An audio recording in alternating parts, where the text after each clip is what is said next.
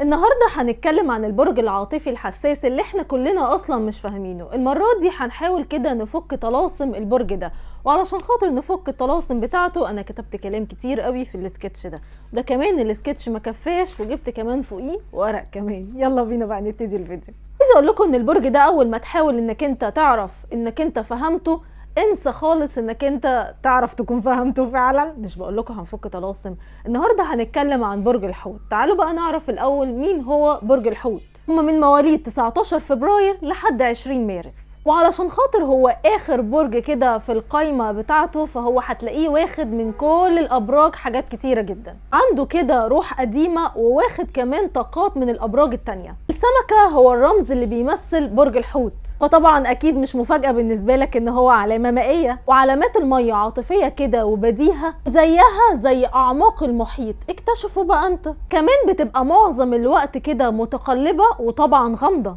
نبتون هو الكوكب الحاكم لبرج الحوت، وده بيزود طبعا جو الغموض اللي موجود عن الحوت كتير قوي. نبتون كده بيحكموا الاحلام والاوهام، وده معناه ان برج الحوت مفكر ومنطوي على نفسه كده وبيحب يقضي كده شوية وقت لوحده. في الغالب كده لما بيقضي الوقت لوحده هتلاقيه كده بيقضيه في قيلولة او ان هو بيسمع شوية كده موسيقى على مزاجه. الحوت طبعا هنقول عليه ان هو مثالي، وممكن تتوقع ان هو يقدم ايد المساعدة لأي حد هو محتاجها وفي اي وقت. ومع ده ومع كل المساعدة اللي هو بيقدمها في اي وقت، بس صعب انك انت تبقى معاه على طول عشان خاطر هو عاطفي جدا، خصوصا لما بيكون كده عنده حالة مزاجية مش عاوز يسمع فيها اي حد وعايز يقعد لوحده. وعلشان خاطر برج الحوت كده متناغم مع عواطفه، وهو ميال ان هو يكون طبعا رومانسي جدا. مش بقول لكم البرج العاطفي الحوت بيعرف يخطط كويس قوي لافضل المواعيد المناسبة، وكمان بيعرف امتى يبعد. ما تستهونش ابدا ببرج الحوت، حوت اصلا حكمته عالية جدا وصديق عظيم قوي. الحوت موجود دايما لكل حد محتاجه، ورائع في تقديم الكلام اللي هو كده يطمنك، بيمدلك دايما ايد المساعدة. وعلى الرغم ان هو من الابراج اللي مش بتحب ابدا تتعرض للنقد، الا ان هو متسامح جدا، بيفضل ان هو ينسى كده ويسامح اللي قدامه. كل اللي حواليه بيحاولوا ان هم يستفيدوا منه علشان خاطر طبيعته كده اللطيفة. بس انا قلت لك ما تستهونش بيه، لان هو ذكي جدا وبيعرف ينقي الاصدقاء والشركاء الرائعين. كده بقى عرفنا مين هو برج الحوت. تعالوا بقى نشوف كده افضل الصفات الحلوة فيه.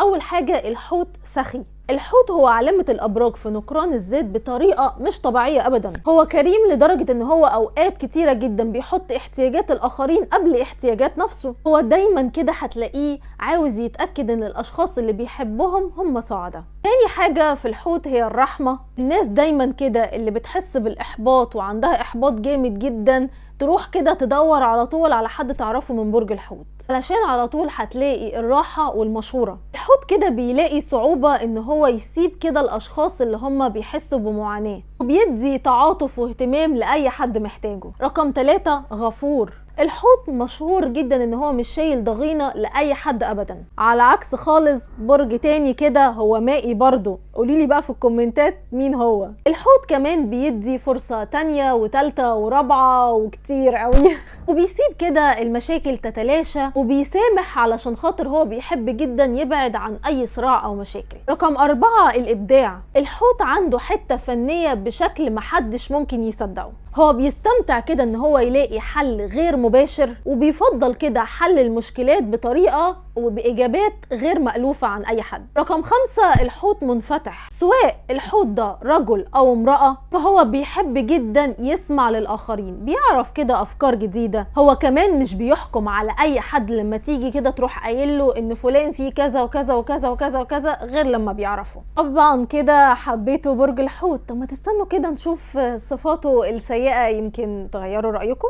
لازم اصلا طبيعي حتى مهما كل اللي احنا قلناه ده ان احنا ناخد بالنا من صفاته السيئه زي بقيه الابراج وزي بقيه الناس. الحوت للاسف مش حريص ابدا ان هو يكون في ارض الواقع. هو دايما كده هتلاقيه في احلامه وطموحاته وبيحلم دايما بالعظمه، وده بيخليه ساعات كده تايه ومش عارف ايه اللي بيحصل حواليه. ان الحوت بيحب ان هو يبقى مع الاخرين، فهو متوقع طبعا دايما ان هيعملوا معاه نفس اللي هم عملوا معاهم. بس هو للاسف ساذج كده شويه في النقطه دي، وممكن ساعتها يبقى معرض للعب او الخداع. الحوت كمان هتلاقيه دايما بيحب قوي ان هو يلعب كده دور الشهيد، وفي الغالب هتلاقيه بيقع ضحيه للشفقه كده على نفسه. هو كمان مودي جدا زيه زي بقيه زمايله الابراج المائيه. الحوت كده بيحس بعمق شديد تجاه كده كل شيء، فعلشان خاطر كده هو مزاجي كتير، عنده كده كل مشاعره جواه، وكمان عنده صعوبه ان هو يسيطر عليها. الثقة المفرطة من عيوبه كمان، الثقة المفرطة حاجة طبعا كويسة انك انت تثق في الناس، بس برج الحوت كده بياخد الامر بعيد كده شوية. يحب دايما الحوت يشوف الافضل في الناس اللي قدامه، وده بيسمح له كده بالثقة بسهولة جدا، وده دايما بيوصله للاحباط او للاستغلال من الناس. كمان الحوت مغلق. العطاء هو طبيعة ثابتة جدا عند برج الحوت، بس لما يكون الموضوع كده مربوط ان هو عاوز مساعدة فهو مش بيلاقيه، الامر بيوصله ان هو كده يوصل للاحباط وعاوز يحمي نفسه فبيبقى مغلق.